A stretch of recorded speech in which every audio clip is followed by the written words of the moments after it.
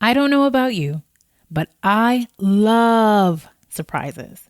I love unexpected gifts that come out of nowhere and that are a bonus to whatever my expectations originally were.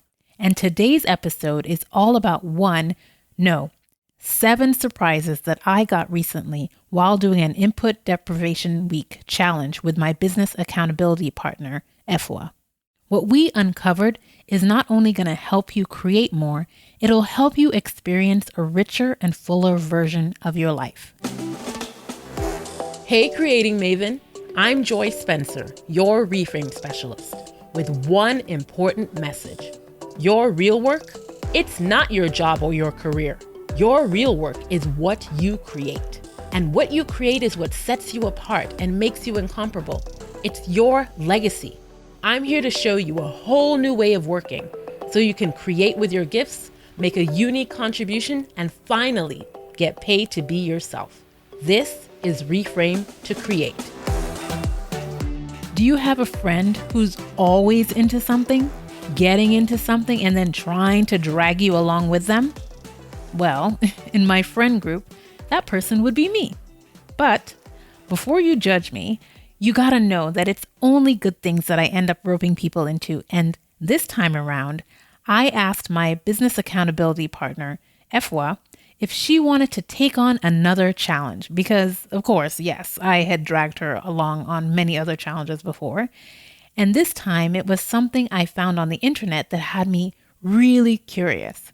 I stumbled on this article by The Art of Manliness called 10 Overlooked Truths About Taking Action. And it piqued my interest because in episode 2 of this podcast, I shared how I've come to learn that it's action that leads to clarity, not the other way around. So I was really curious and hankering to find some more good stuff about taking action. So I'm tearing through this article when towards the end of it, the author challenges us to do an Input Deprivation Week. And I was like, say what now? What is this? And my brain is going off and I'm confused and excited all at the same time. So what is an Input Deprivation Week? Well, it's a week where you have 0 information consumption. None. No TV shows, no movies, no internet articles, no books. When I read that part about no books, I was really nervous and about to pass out. No podcasts, no radio, no music, no taking anything in and consuming, no input, whatever, none, nada, 0, zilch. And you might ask, why would you do something like this? Well, not for no reason, not for nothing, not just to torture yourself, but in order to have a week where all you're doing is creating output. All you're doing is creating. It is next level. In episode 6, I told you how you need to create before you consume, right? Well, this is create instead of consume. No consumption at any point at all. Just create. No input. So I got excited. And of course, I didn't want to do it alone. So I hit up Efua, who is the founder of Opoku Empire, a boutique events management company where creating great experiences for her clients is her passion, work, and life. So I knew she would be the perfect fit. So she was up for the challenge because she knew it would help us to gain clarity and detach from things that weren't serving us well. And even though she said she knew it might get a little crazy because we were going to be giving up many things that she held dear, she saw the opportunity to simplify her life for a bit because you may be able to identify with this. She felt that much of the challenge of her figuring out what she wants to do sometimes is because her mind is so crowded. And there's so many things going on and she has so much information that she's taking in and consuming. Whether it's news, movies, TV shows, articles, we consume so much and it takes up so much space. And she wanted a break. I wanted a break. And you may want a break too. And like us, just not know how to make it happen. So we took on the Input Deprivation Week challenge and it was way more and way deeper than we expected. We went in hoping to set aside more time to create, but we got a lot more, specifically 7 bonus gifts that we were not expecting at all. So After we were done and we didn't want it to end, I said, "Girl, we cannot keep this to ourselves. I want my listeners to know all about this so that they can also get the goods on it." Because I'm all about helping you to get paid to be yourself. And in order to do that, you need to create something of your own. But so much seems to get in the way of developing a habit of continuously creating so that you can develop your own signature product, service, experience, or project that'll go on to be your legacy. But this challenge and what we learned from it can easily be your shortcut into your creating power. So when Efua and I reflected on this experience, I kicked us off by asking her what was the greatest challenge she was facing when it came to creating. Prioritizing it has always been my issue with creating more, because when I first was introduced to the concept, right, using your framework, I, started to carve out the time. But with everything else that I do, I start off strong and then it fizzles. So from my processing, or like just thinking about what this challenge could be, I wanted to be able to like infuse it differently into my life. So stepping out of my usual like default, like, okay, I'm gonna like schedule the time, we're gonna do it. But I wanted to actually live and breathe it, and I wanted it to be more built in. And so I figured if I start with, the decluttering of the mind, if you would, with this challenge and the detachment from certain things, I would reach for that more. That was my, assumption, or my hypothesis, if you would, about how I would respond to this. If I take away the things that are crowding the space, then I would reach for the things that I actually would want to do more. And it proved to be very interesting, right? It sure did. So first, let's talk about the first couple of days. So I had started creating themes for each day because it's just the way my mind works. And every day I Yes. remember through the challenge, I would come and I was just like, okay, this Yes. is the theme for today. So the first two themes, the first 2 days, like the first day, the first theme was scattered. And then the second day two was just mindless. And I know that you resonated with those. So let's talk about what was it like? What were the first couple of days like? Yes, I felt like someone who was so dependent on a substance, you know, a drug. That's the best like example I could give. And I was going through like withdrawal, literally going through withdrawal. My thumb was trying to go into the places on my phone where, IG and other things used to live, but it wasn't there anymore. And I seriously was like starving for those things during the like first like couple of days. And then the confusion also set in, like, wait, is this what we're really going to do? Because my mind was like, are you sure this is how it's going to go down? You can just press the remote, just turn it off. Just Netflix, just like one episode, you'll be fine. Like, that's good. The confusion set in. And then I felt like I was wandering for a bit, right? During those like first couple of like stages. It was definitely like, a journey into like the wilderness a bit. Yes, it was definitely an adjustment, and I don't think I would have been able to make it through those 2 days if we were not doing this as partners, if I did not have you as an accountability partner, because I Absolutely. think I would have really been like, "Okay, what is the point of this?" Because this was much harder than the digital minimalism challenge. So remember, It like, yeah, was. that's what sort of kicked off our whole accountability partner relationship, where a couple years ago we did the Cal Newport Digital Minimalism Challenge, which was to sort of, I don't remember how it was crafted. It was sort of like thinking about how you use your digital technology, taking apps off your phone and all those sort of things. But what we realize now with this input deprivation challenge is that we weren't taking away all of our inputs, right? Because for that challenge, we still got to read, we still got to, I guess, do a lot of other things that are still part of, Netflix was still yeah, there. We were yeah, watching Netflix is TV. still there. Mhm. But yeah, we still had other, and I didn't realize that other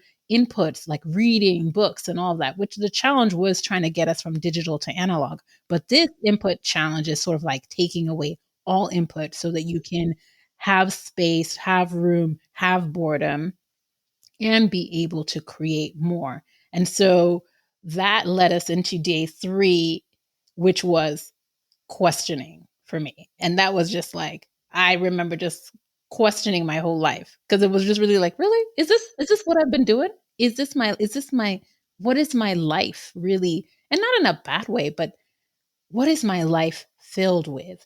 Because once all the inputs were gone, it really was a bare, I guess, wasteland. And in many ways, I realized just how much I substitute reading and taking those inputs for something that I realized later, for connecting with other people. And so that was like, wow. So I had to pause, ask some questions about myself and my life. What questions were you asking about yourself? Yeah, so same with you. It's like when you strip all of that away, what is left? What is my essence really? And what are the things that are important to me? So if I don't have the books that I'm reading, the videos I'm watching, the articles I'm reading to gain knowledge and everything. Who like am I, at the core, and what are the things that really actually like light me up outside of those things, right? Because those are like external things, but what is at my core? So I started questioning that, and I started questioning like what is my life going to look like, or how am I going to continue to live my life, right? Am I going to want to like continue to consume a lot of stuff, or am I going to want to create more and allow things to be birthed like deep within to come out and to actually have that space and room to sprout, and spring up? And so those are the things, yeah, I was questioning my choices. Definitely. So something that you did that really inspired me and had me chuckling was the fact that you were doing this. We did this in a week when you were actually taking a course, and you even decided that you weren't even going to take input. You weren't going to read for that class for the week and all that. And like you, so tell them about that. What were some of the incidents that happened for you to do that? Ooh, joy. That was serious. I literally said no reading because that was part of the instruction, the challenge. No reading, no video, to the point where there was another program that I was also part of, like an accelerator program.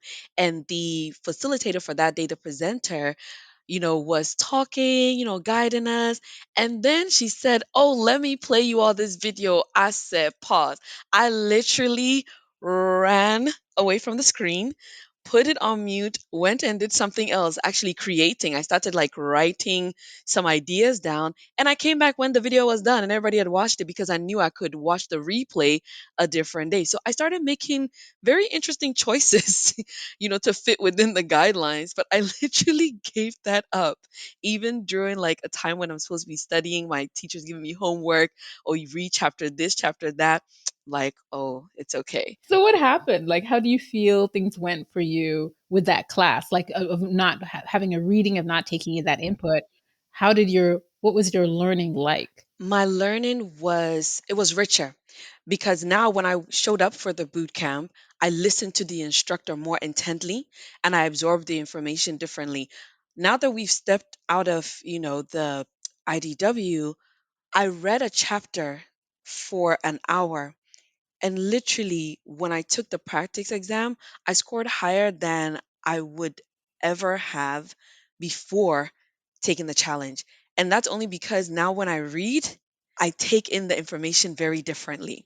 I don't know if it's I'm just like connecting the dots better, putting it together differently. I don't know what it is. I'm still trying to figure out what changed, but I'm absorbing the information way better than before when I had the opportunity to read every single day. I think it was that intensity and intentionality that we noticed that came into everything that we did, because things were stripped down. We weren't doing as much multitasking. Yes. We're able to bring a much more intense presence and focus to the fewer things that we were doing. And so I think that's part of what helped you to listen, because you weren't thinking, okay, I can read this, or I should have read this. You didn't have multiple things going on in your mind. You were intensely listening to the professor. And even now that you can read, when you are reading, you've brought that intensity and intentionality back to the reading. I get it. I feel and felt that same experience. And the other thing that you did that was hilarious was also, because you're married and your husband was still watching TV. Ooh, let me tell you. What was that like? How did you guys negotiate that week? Yeah, so I told him about that week. and he was like, okay, but he's still going to carry on with his life, watching, the finals, NBA finals, which I enjoyed watching, all the games with him, but I had to cut myself out of that. So I literally would hide myself in the room whenever he's watching TV, just so that I wouldn't really hear the audio and take that in. So I would just like go off into the other room and do what I needed to do. So that was very interesting, and that was hard for me because watching like movies together was such a big part of like how we, spend quality time also. It was different, but I did notice that during that week was the same time that we kicked off doing our walks as a couple. So Mm. what's interesting is that I replaced, the TV watching with him and switched it to, oh, let's walk. And we started walking together. And so that was like how I, made up for that. And we're still walking together, since that time. And afterwards, what surprised me was that I was done with, the week, but technically, I'm still not done because I'm carrying that spirit with me. My husband talks to me one morning. He says, oh, I'm going to do the same thing you did. I'm going to practice what you practice with the no TV. I'm cutting the TV out for like 2 weeks. I said, What? what is going on? I was shocked because he, of all people, I would not expect that he would want to cut out watching TV. But he observed something Hmm. from, the way I must have been behaving during that week and was inspired by it because I guess I had a different level of focus. And he must have seen that come out in the different things I was doing, in the household and just with work and everything. So that was a surprising, result. And that's great. I love that. I love that. That was something that we talked about a lot on day 6, this idea of connecting, and how, because we'd sort of taken away a lot of these crutches, we were reaching out more and making more of an effort, making more phone calls to people instead of just texting or anything that was more passive. And I love that you and your husband started incorporating the walk, and I'm sure there were a lot more conversations happening on the walk, a lot more Yes. connecting than just sitting on the couch watching Netflix together. Yes. So it has amazing benefits for our relationships, and bringing us back to that. So I to me that was like the bonus, because the challenge was focused on sort of like when we, and I'll share in the show notes where we found the challenge.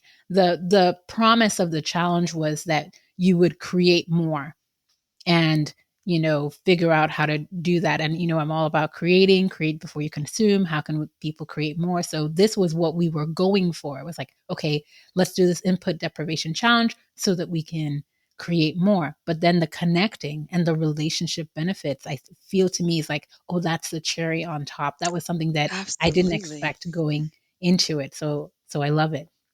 And so the other thing that we talked about was how in day 4 I was beginning to believe, question mark. So like day Mm, four's theme was believing, yes. question mark. And in that space of not always being on the go, not always taking in other people's things, not always taking other people's input, there were some dreams that I've had that started to rebubble up, and having the space to do that. So day 4 was believing, and 5 was dreaming. And so it was sort of like starting to think, oh well, could it be? And then getting more comfortable with it, into like, okay, well, I'm going to dream, I'm going to sort of just dare to believe that there are other new things and possibilities. And I didn't realize that the constant input was suppressing that, or had been suppressing that. So what did you discover for yourself when it came to dreams that maybe you'd forgotten about, or even new dreams? What did this challenge bring for you in terms of what you started to believe about yourself and what you Mm. started to dream? Yeah, Joy. Day 4, that was like a great theme. And I remember us having conversations about that.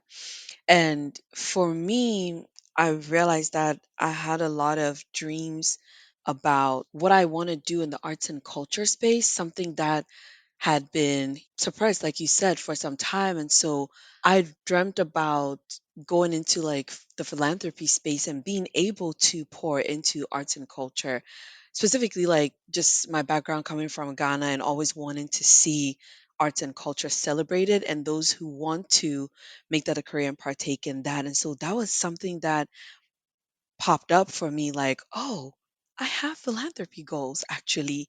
And there are certain steps that I desire to take to get me there, right? So that I'm able to actually pour into those areas. So that was like a dream that came up for me and several others, but that was the one that stuck out the most because I was like, that connects me so much to my heritage and a lot of other things about me, my love for dance, culture, you know, and a lot of things. So that was a big one for me. And I wrote that down. It was really a gift to get those dreams. So we didn't want it to end. Surprisingly. Yes, I know, right? I was shocked because I mean, from day 1 and 2, where we were like, "Oh, I don't know what's going on. We're scattered. We're mindless. What's going on?" And that was the thing, right? That day 2, realizing just how mindless I tend to be with input. It was just so automatic a lot of times just to go to Yes. these different apps. And so by the time we were getting to 3 and 4, we were like, okay, we need to be more mindful and intentional about whatever it is we're taking in when we leave this challenge. Eventually, that's what we want to take with us. So I know that being mindful and being intentional was something that we talked about when we were starting to plan by day 7 and 8. Okay, what's the plan? How are we re-entering into the world? But we don't want to, because And we don't want this to end. Yeah. And one of the greatest gifts for me during this challenge was the sacred spaces and of silence that I received. Typically, I try to walk every day. And usually that's the time that I'll pop in a podcast or pop in a news podcast or anything like that, or listen to music. And that wasn't allowed during this challenge. And it was interesting because at first I was like, okay, what's gonna, I'm gonna be taking this walk, these long, almost 45-minute, hour-long walks by myself. And so, but what I realized was I have a lot of talk and chatter going on in my head anyway. And typically, what happens when I'm on a walk anyway is like I keep having to rewind podcast episodes because I'm not listening to them anymore. I'm listening to the voice in my head. I'm thinking through things, and then I was like, okay, why do I have this competition going? So when I was walking in silence, things were resolving. I was solving problems. Ideas were coming into my head, and I was getting settled on a lot of things. And I was like, it became something that I started to value and appreciate that, and also having silence in my car when I'm driving. Even for short trips, long trips, I would always like pop something in and be listening. But now it feels awkward to have music playing in the car or even have a podcast going, because I love and appreciate the silence of just being there with my own thoughts, or being in being in silence. There's a lot that is given back to us in those spaces. That was one of the best gifts, surprises from this challenge for me. yeah, I was surprised as well. And I remember when we spoke about it, I thought for me, absolutely not. I will be listening to my Afro beats all day, every day in that car, those long drives. You kidding me? But as I speak to you today, I haven't listened to anything in my car when I'm driving, long or short distances. And I just love hearing just the sounds, on the road now or just in nature, depending on where I'm taking the drive. And I'm able to think. I'm able to wrestle with whatever it is without the additional sound or chatter coming from music or podcasts and things like that. And I'm also able to connect more, and call folks, have conversations and just enjoy that silence and peace. So I thought I would go back to music immediately, but I haven't. And that's huge, because music was such a big and is such a big part of your identity It's and your huge. life. And it's not like you've taken it out, Yeah. but you've found another way to bring the sacredness of silence into your life and see the benefits from it. Yes. Just being able to think, and for all the creating that comes up in it. The other gift I think from this challenge was, and I don't remember which day it was. It was definitely probably some of the early days. But when we finally got to a Friday and of doing the challenge, I think that we were like, okay, this is like next level because we I think we'd started during the week. So we had the weekday and weekday evening. So it was sort of like there were other things that were going on, other things that we needed to do. But Friday, like to be at home on a Friday with no option of Netflix and chill. I was like, what is this life that I'm living? Honestly, So like I need it. And it was that we were like, "Ooh, this just got to a whole other level. This is tough." And so the other gift was getting back in touch with the gift of boredom and just being so bored and be like, you know what, I just need to go to bed and getting to bed and getting to bed earlier and getting better sleep. I think I slept the best I've slept in a very long same time here. during this challenge because the input, there was nothing else to keep me up late past my bedtime. Mm-hmm. Same here. Nothing. I literally would sketch even in the evenings because I picked back up like my sketching and drawing, and I would sketch, and it would bring me so much joy. But it was great because it was like you got the gift of good night's sleep and the gift of creating more. So that was there were so many gifts. So as we were planning, like and thinking about going forward, I love you created something that was supposed to be your guide to going forward and how you're keeping up the gifts of creating that have come out of doing this challenge. So I want you to share what is it that you're doing to continue creating and taking the lessons from this challenge.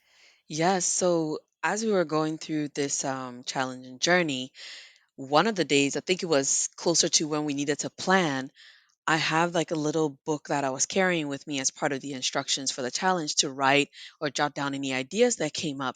So, one of the ideas that popped up for me was, well, since you're enjoying this and you like the benefits of this and you want to keep it going in some way, how about you create some sort of approved list of things that you can reach for instead of the other things that you decided to detach from?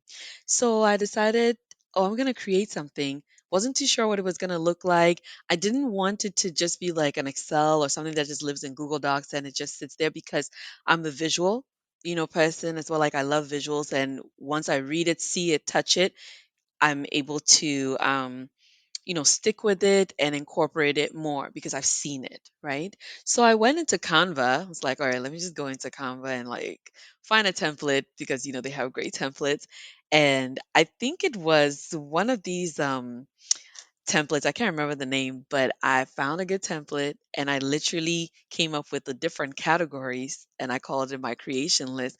Then I took it a step further and had it laminated. I don't have a lamination machine, but I went out, found a place to get it laminated, and then I strategically have placed it in my desk area and in the bedroom so my eyes can hit it, read it, before I reach for something that I don't want to go back to fully, right? Because it's all about increasing, creation and creating things and decreasing consumption. Because the articles and reading, it definitely has its place, like not letting that go, of course. And I don't think that was the point of the challenge to let those go forever, but definitely increasing on the creation is serving me well and has served me well through this challenge. Yeah, so you're bringing a mindfulness and an intentionality to what you're going to create. You've already planned it, and Yes. I love it. You're like, "Here's my approved list. This is what you need to look at.